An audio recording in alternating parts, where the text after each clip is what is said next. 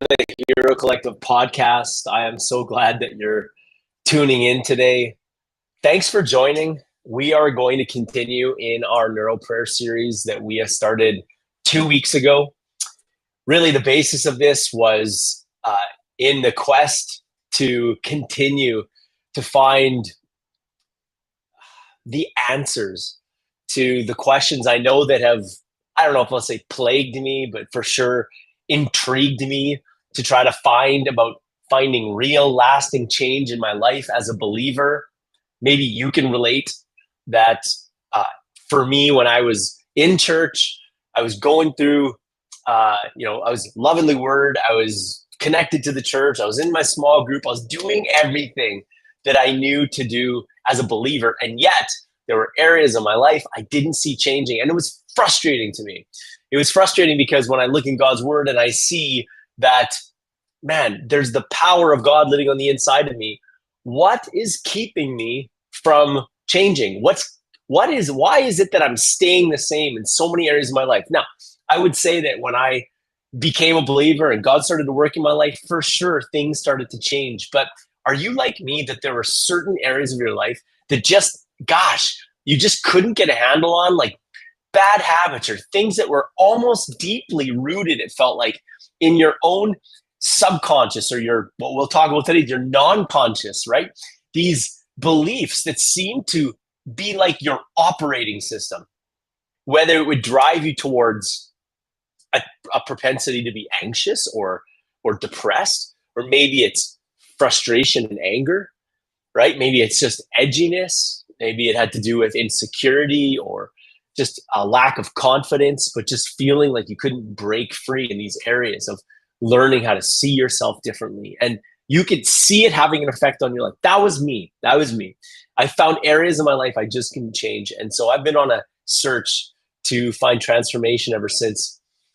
And we started this series a couple weeks ago called Neuro Prayer because as I was digging into some books, I don't have them in front of me today, but it's digging into some books about neuroscience and how to find transformation. One in particular, I started to realize that so many of the spiritual practices that we talk about in this group and in Hero Collective, when we practice, hopefully, like the importance of engaging your imagination and how the Holy Spirit can use every part of the way God designed us to speak to us in profound ways, how we can experience God by what I call praying in high definition, journaling, the ideas of confession and repentance, and the ways that we can engage God that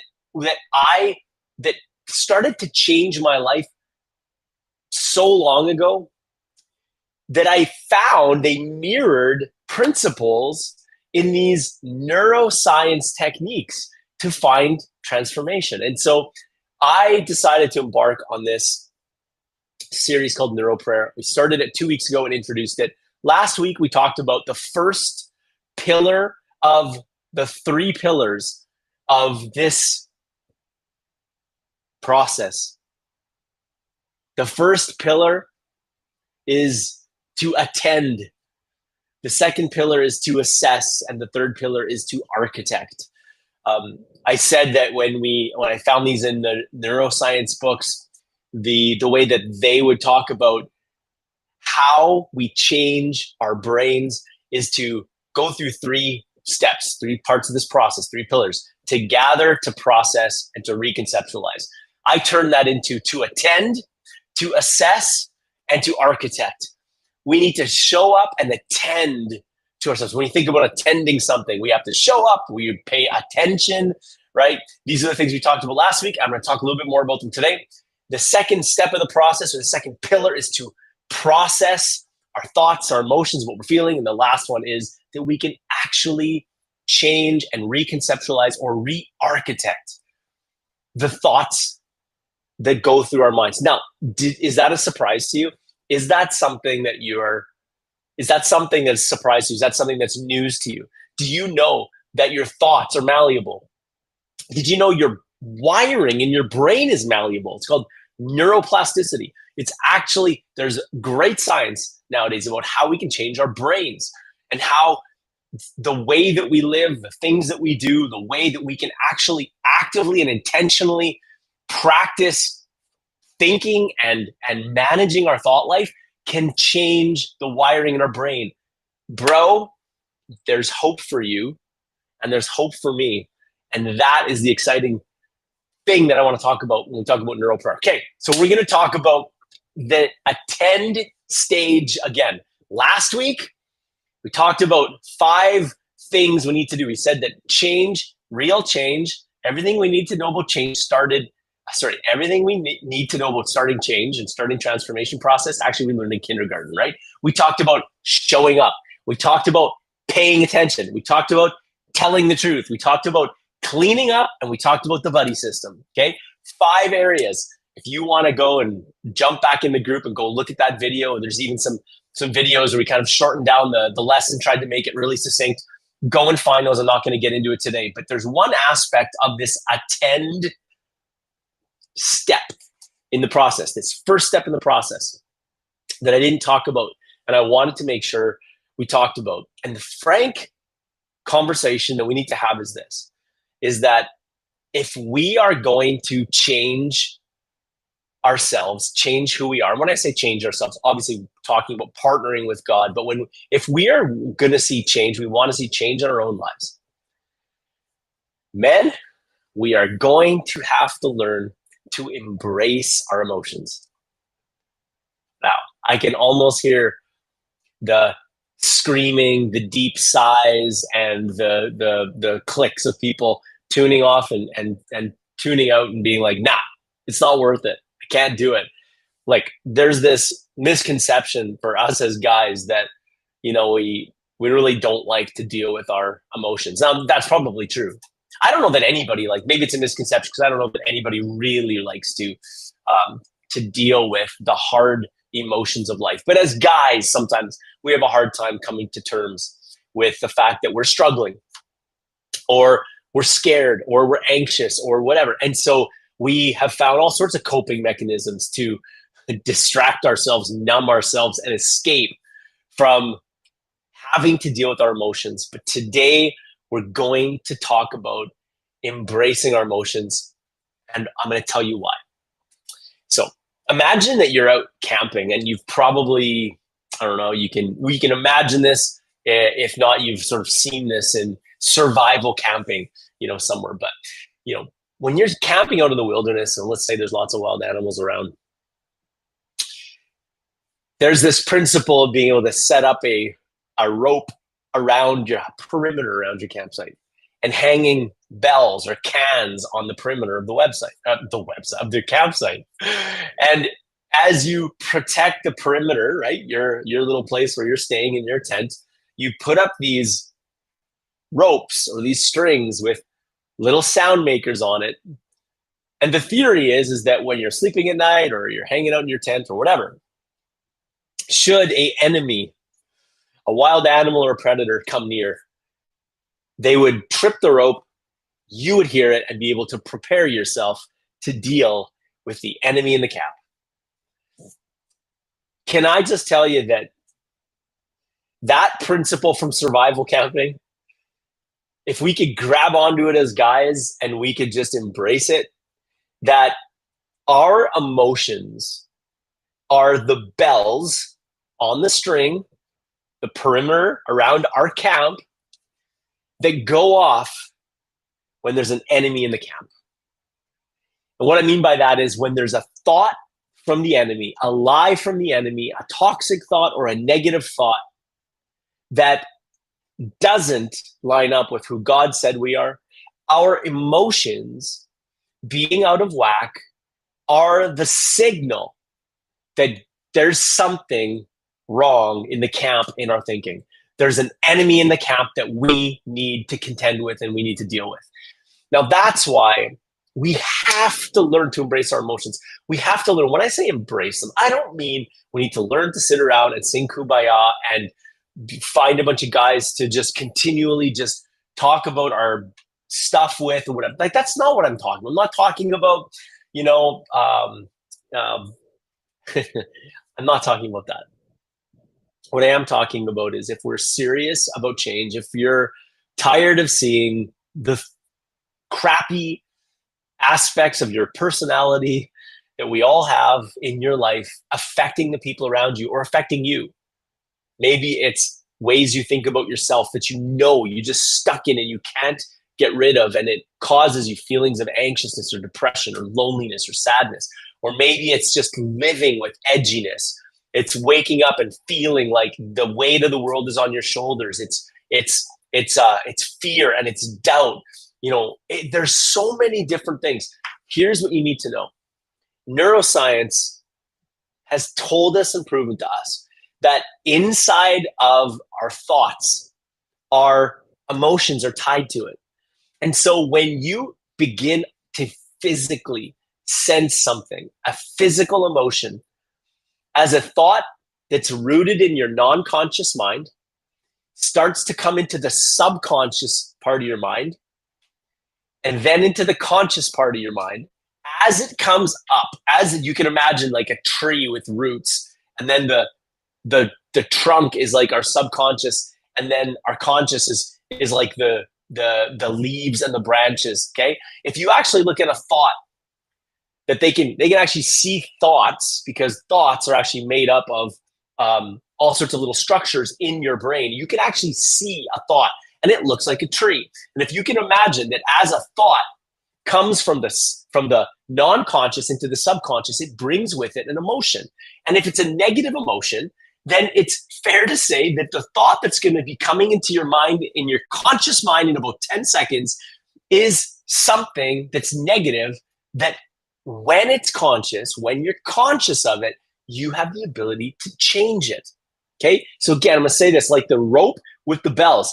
When your emotion shows up in your life, what you can know is if there's a negative emotion in your life, it's tied to thinking that's a problem, that's a toxic thought of some sort, a negative thought of some sort, and a lie that you're believing. Here's the other way I'd like to talk about this. That if righteousness and the image of God, like in all of its truth and all of its glory, wasn't what we were rooted and grounded in, we wouldn't even know when things felt wrong. Okay? And I want to say this because you and we were made in God's image. And when we recognize that we're made and we're formed in God's image and that we are righteous on the inside, we have to know that when we're dealing with a negative thought or we're dealing with a lie, our foundation is righteousness. Our foundation is we are saved, we're loved, we belong in God, that we are in the image and the likeness of God. And the only reason why we can even recognize something that's wrong is because we're grounded in what's right. Does that make sense? It's like you wouldn't know when you're depressed and that's a negative feeling and it doesn't feel good if your foundation, your homeostasis, your natural self wasn't righteousness, peace, okay? And so that's a really important one because our identity, understanding who we are in God, is like the foundation that we need to set in our lives. Because otherwise, what we don't want to do is believe that we are the identity that our negative emotions tell us. So for instance, you struggle with anxiety and you have anxious thoughts sometimes. You are not anxious. Your resting state is at peace. Anxiety is just contending for that peace. And when we can see it like that, then we know, we can recognize there's an enemy in the camp and it's time to go to work. So we have to learn to embrace our feelings. So here's the 3 things I want to talk about today, okay? We have to have awareness when we show up and we attend to ourselves. Remember, we talked about this. We have to learn to attend to ourselves. We have to show up for ourselves. We have to pay attention to what's going on. This is what we're talking about here. We need to learn to tell the truth. We need to clean up our minds, and we need to have the buddy system. We talked about accountability. What we're talking about today is to truly become aware of our feelings and to own our emotions. Because when we own them and we're aware of our emotions, we can change them. We need to face it. we need to embrace it, and we need to celebrate it. So let me just bring this thing to a close by just talking about those three things. How are we going to kickstart change in our life? How are we truly going to show up and have the right attitude when we're looking to show up for ourselves, pay attention, tell the truth, clean up, and hopefully operate within the buddy system, okay? We need to show up and pay attention to the thoughts and the emotions that are happening in us, because our emotions are the bells that tell us there's an enemy in the camp. And when we can become aware of the thoughts and the feelings that are going on the inside of us, we then have the ability to change it.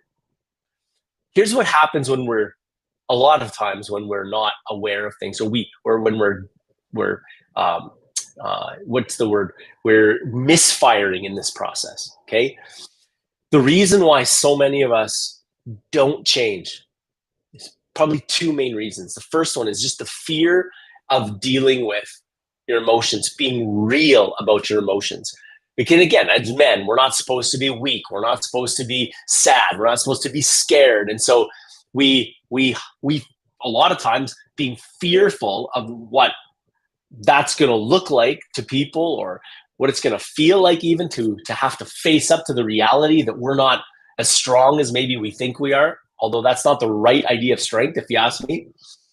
There's a fear, and what happens when we're afraid of facing our emotions, typically we become escape artists. You know what I mean by escape artists, right? We Netflix our way to numbness, we booze our way to numbness, we sex our way to numbness, we drug our way to numbness, we work our way to numbness. We do all of these things to escape the feelings that we're having, that are the very feelings that are an invitation from God to actually ask God, what is it that I'm really dealing with here? What is it?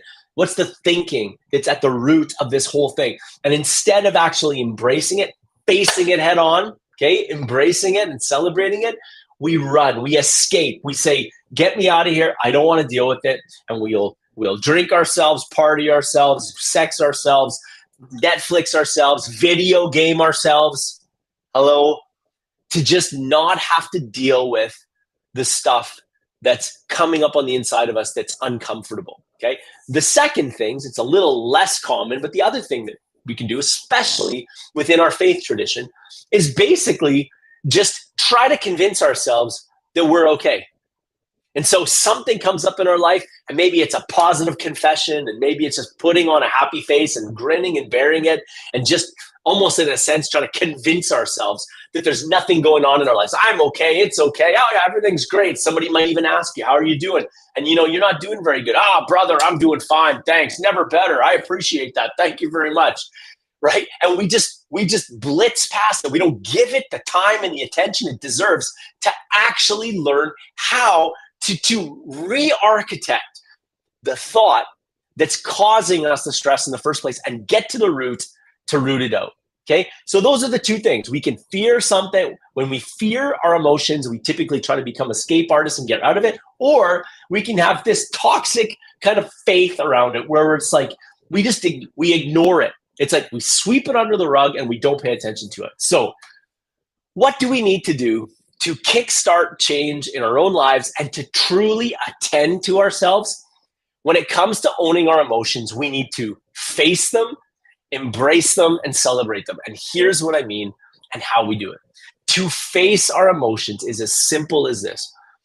When we're attending to ourselves, and we have to pay attention when an emotion comes up. Let's just say tomorrow morning you wake up and you experience, let's just call it stress. Maybe that'll be a better word for you instead of anxiety or fear, okay? Stress. You wake up in the morning, and the minute you get out of bed, you realize you feel stressed. You don't feel joy for the day. Your feet hit the floor and you think, what's going to happen today? Or you begin to think about all the things that you have to deal with in that day, and you just start to get under this kind of hamster wheel. You get on this hamster wheel of a stress expectation and feeling for your day. The first thing we need to do is, instead of powering through, grabbing a coffee, just running into your day and tackling it head on, which there's nothing wrong with those activities. But if you're looking to change, we need to face our emotions. Take a moment, face them. When I mean face it, it's like as if our emotions are saying, they're screaming over here, right? Like stress, anxiety. We oftentimes want to run away. Let's just get to work and just go after it, and let's go hard and let's hope the day turns out good. And I'm telling you, we need to face it. We need to turn. If you're listening, I'm turning back to our emotions, and we need to face them. We need to actually face them. So how do you do that? Look at your emotions. Try to actually name and put a name to the emotions that you're feeling. Saying something like, and this comes back to telling the truth. I feel anxious today. Even if you're just talking to yourself, it's a great tool for this, journaling. I feel anxious today. Okay. That's facing it. It's taking a minute to actually own up to it. Okay. Secondly, embrace it. What do I mean by embracing? Well, if we're embracing somebody, we're kind of putting our hands around it, right? We're putting our arms. We go and embrace our wives. We're embracing a daughter. We're putting our arms around them, okay? And a true embrace. Once we faced our emotions, now we embrace our emotions. What do I mean by that? It's just take a minute to try to understand. Just start gathering some intel on why you're feeling the way you are, just start dialoguing either with yourself. You can speak into a phone, you can journal. So I'm feeling anxious. Why would I be feeling anxious? Well, I feel anxious about, and you could journal about it or just learn to think about it. As you do that, you are bringing that thought and it's in your conscious mind, and now it has the ability to be changed, okay? And thirdly, we celebrate it. Now, this may be the hardest part for all of us. When I say celebrate it, 1 Thessalonians 5:18 says that we're supposed to rejoice always, we're supposed to pray continually, and in everything give thanks. In everything give thanks. In everything. It doesn't say for everything. In everything give thanks. When we face our emotions, we embrace our emotions, and then we celebrate them. We thank God that because we've become aware, because our emotions have surfaced, we have an opportunity and an invitation to now face them, embrace them, own up to them, and we can celebrate that the transformation process is beginning. Because once we are conscious about a thought and intentionally looking at it and intentionally dealing with it, guess what? It's now in a place that can change. It's like taking Play-Doh out of the can, right? After it's been in there for a while. And at first, it's just not that easy to work with. But as you work with it and you warm it up and you kind of squeeze it in your hands and you embrace it and you kind of work with it, it becomes something that becomes malleable and changeable. Now, that is what's going to happen in the rest of the process. But this first step is so vital, that we own up to our feelings. Why? Because when we become aware and we own up to our feelings, we face them, we embrace them, and we celebrate them. We can thank God and say, God, thank you that I'm aware of this. I know it sounds crazy. God, thank you. You don't have to thank him for the anxiety like it's a gift from him. It's not from him. He didn't give you the anxiety, but he's ready to help you change it. And this is where you begin to tuck in with God. The rest of this process we're going to talk about, begin to hear from him, and he's going to speak truth into this situation. And as he speaks, you have the ability to take what he says and begin to re-architect the very thinking that's causing this problem to begin with. If you want to become stronger in situations that continue to cause you trouble, maybe it's financially, you feel like every month you're in the same situation, worried about your finances, and it causes you stress, you can pray to change the situation. But if the situation changes and you don't, the next time the situation arises, you're going to be in the same spot.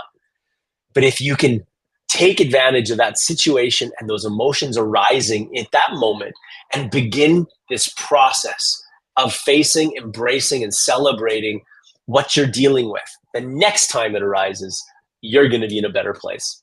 I hope this makes sense. I hope this helps. Have a great weekend, everybody. We'll talk to you soon. See ya.